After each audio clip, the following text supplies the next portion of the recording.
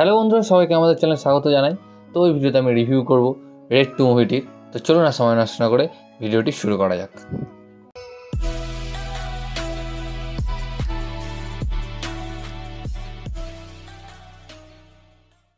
তো এই মুভিটি ডাইরেক্ট করেছেন রাজকুমার গুপ্তা, আর এই মুভিটি হলো রেড সিনেমার সিকুয়েল। কিন্তু রেডের সঙ্গে কোনো মিল নেই, জাস্ট ক্যারেক্টার আছে আগের সিনেমার, তাদের সঙ্গে কিছু মিল রয়েছে, বাকিটা একেবারে ফ্রেশ। যারা রেড সিনেমা দেখেছেন তাদের এই সিনেমাটাও অবশ্যই ভালো লাগবে। রেড সিনেমার মতোই একই গল্প, জাস্ট ক্যারেক্টারগুলো এখানে আলাদা। আর এই সিনেমাতে আমরা অজয় দেবগান, রিতেশ দেশমুখ, বাণী কাপুর, আরও অনেক ক্যারেক্টারকে দেখতে পাবো।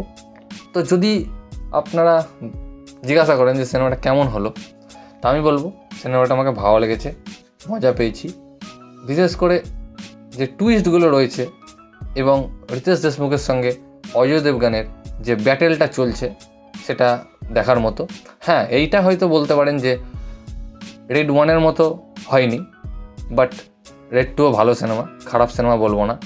আর এই সিনেমার বক্স অফিসই আপনাকে বলবে সিনেমাটা খারাপ কি ভালো। হ্যাঁ, যদিও বক্স অফিসে সবসময় নির্ভর নয় সিনেমা, তাও এখন যা বলিউডের অবস্থা তাকে বক্স অফিসের উপর নির্ভর করতে হবে। তা বলে এই সিনেমার বক্স অফিস ভালো বলে আমি এটা বলছি না যে সিনেমাটা খারাপ। সিনেমাটা বেশ ভালো একটা সিনেমা। রেড সিনেমার ফ্যান হলে আপনারা এই সিনেমাটাও দেখবেন, এবং অজয় দেবগানের ফ্যান হলে এই সিনেমাটা দেখবেন। কারণ অজয় দেবগানের অ্যাক্টিং নিয়ে আমার কিছু বলার নেই।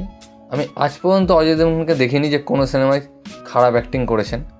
আমি অ্যাক্টিং নিয়ে কোনো কথা বলবো না। রিতেশ দেশমুখও ভালো অ্যাক্টিং করেছেন, আর বাণী কাপুর ঠিকঠাক, কারণ তার ক্যারেক্টারের স্ক্রিন টাইমও বেশিক্ষণ ছিল না, আর সেরকম তাকে ক্যারেক্টারও দেওয়া হয়নি। আর এখানে সৌরভ শুক্লাও রয়েছে, যিনি এর আগের পার্টে মেন ক্যারেক্টার ছিলেন, আর এই সিনেমাতেও তার অল্প একটু রোল দেখা গিয়েছে।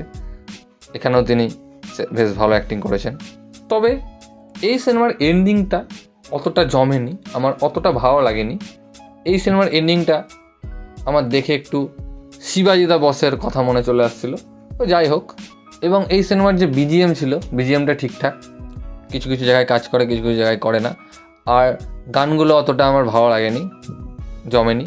তো আপনারা সিনেমাটি দেখুন, নেটফ্লিক্সে অ্যাভেলেবল রয়েছে।